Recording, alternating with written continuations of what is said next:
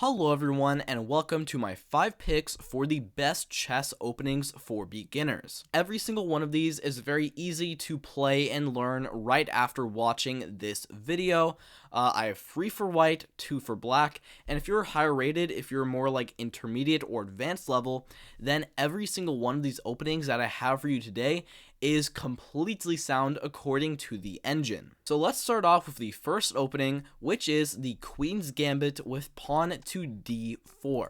So, pawn to d4, and what you're going to do here is that no matter what they play on the next move, you're going to go pawn to c4 here, and you have one very easy setup that you can play against everything. So if they go pawn to d5 here, then now you go pawn to c4 in a Queen's Gambit.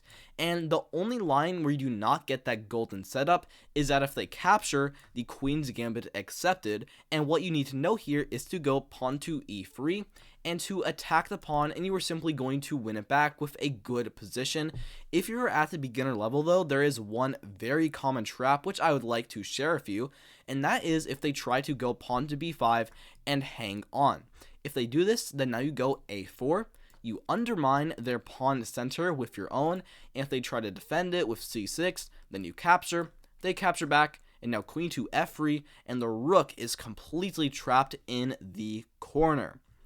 So, most people here will not accept the pawn sacrifice, and if they do not, then now you have the golden setup. So if they play something else like pawn to e6 here or pawn to c6, the Slav, then now you're going to first move both of your knights out like so. Then you're going to move this bishop usually to g5 or also to f4 in some cases as well. Then you're going to go e3, then move this bishop here to d3 like this.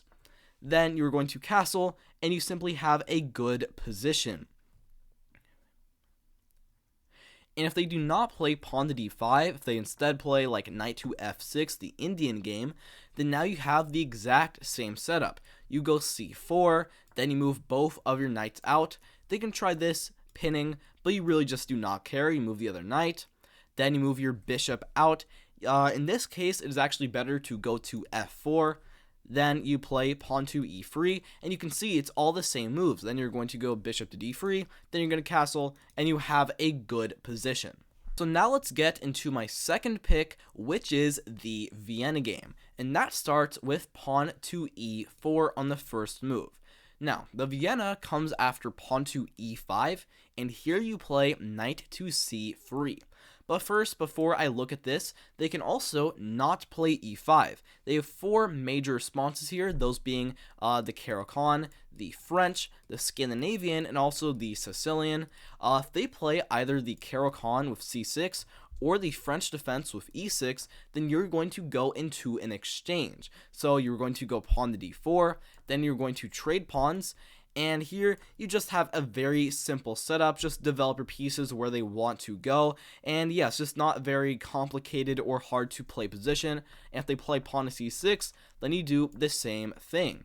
You're going to trade pawns, and once again you have a very similar and easy to play position.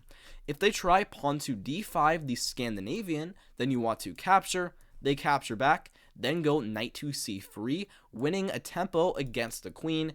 It will move over usually to a5, and now you go pawn to d4, taking space in the center, and you already have a pretty decent position here. And if they try pawn to c5, the Sicilian, then you want to go pawn to c3, and I can guarantee you nobody at the beginner level is going to know what to do against this. The idea is you're going to go pawn to d4 here, and if they misplay this like a knight to c6, then pawn to d4. And a trade, you already have an advantage here due to the fact that you have a very big center with 2 very nice pawns, and black has absolutely nothing, and play from here is very easy. So that is what to do if they do not play pawn to e5, but if they do, then now you go knight to c3, the sacred Vienna game. Now, they have 2 main responses here, knight to f6 and knight to c6. If they play knight here, then now you go pawn to f4, the Vienna Gambit. I will get more to this in just a moment, but if they play knight to c6 first, then you are going to want to develop this bishop to c4. They will develop their knight, Now you go pawn to d3, And the idea here is you're preparing pawn to f4. So after they develop their bishop, now you go f4 here. If they capture, then you can simply capture back, then develop your knight.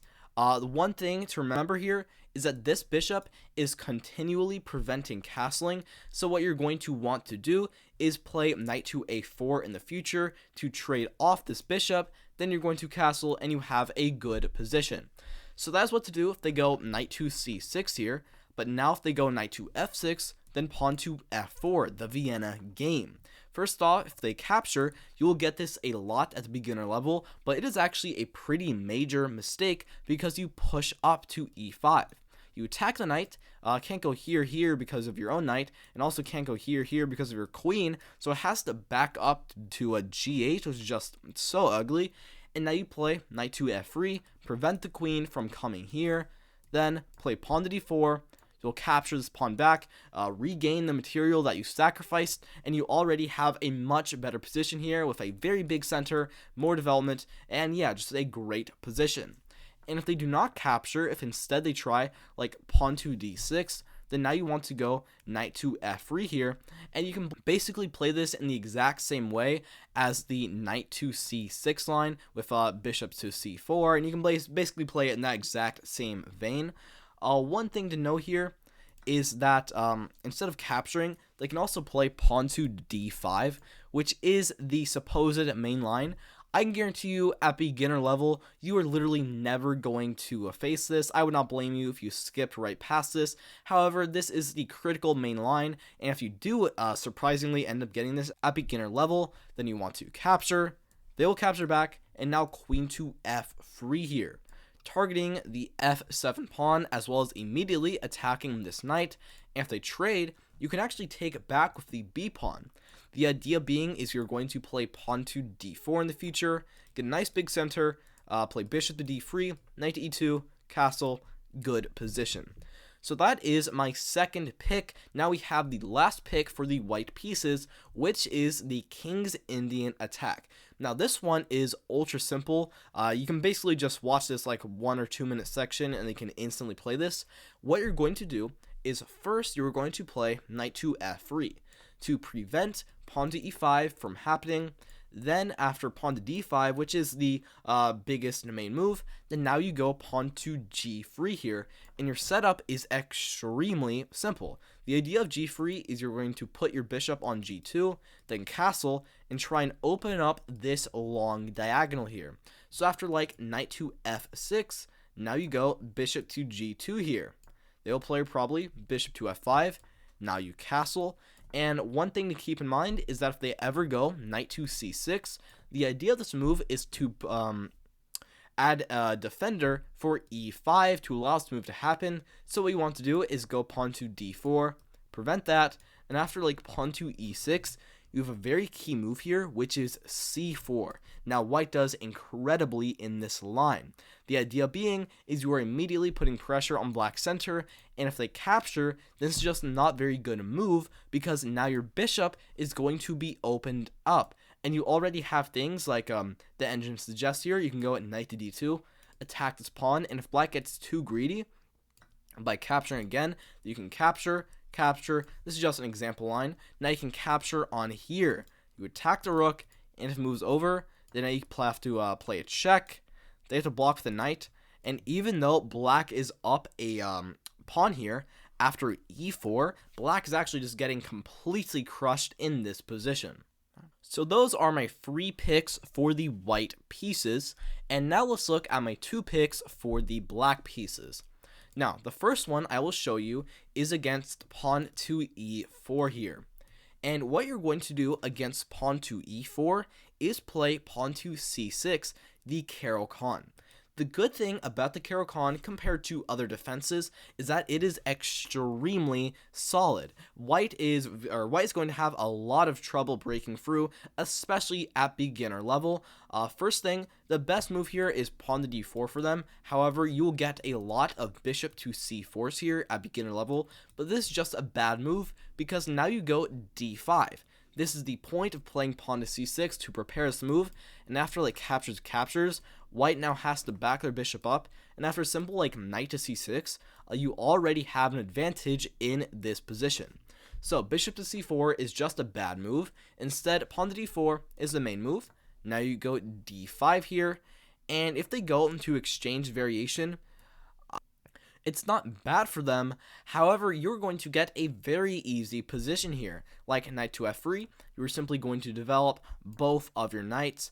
This pin is not scary in the slightest. And after like castles, you now go bishop to g4 here. You pin this way. An idea here being after bishop to f4, you can go pawn to e6 to put the bishop on either e7 or to d6 to trade. Or if you're having a lot of fun, you can also try pawn to g6 here, a fianchetto type of position. Bishop here, castle, good position. And if they do not end up trading, if instead they play something else like pawn to e5 here, for example, then now you have, once again, a very simple plan. You move your bishop out. If they try bishop to d3, then you simply trade and then go e6. The idea being to go c5, then like for example c3, you go c5, move the knight behind the pawn. This knight will likely rotate its way to f5 here, then go bishop e7, castle, good position. So that is the Caro-Kann against pawn to e4. Now let's look at my last pick, and this one you can play against pawn to d4, but if they play something else like knight to f3 or pawn to b3 or pawn to c4 or pawn to g3, anything else other than e4, you're going to play this move, that being pawn to f5, the Dutch defense. And specifically, I'm going to show you a Leningrad Dutch. And the good thing about the Dutch is the first like 6 moves you can basically play with your eyes shut.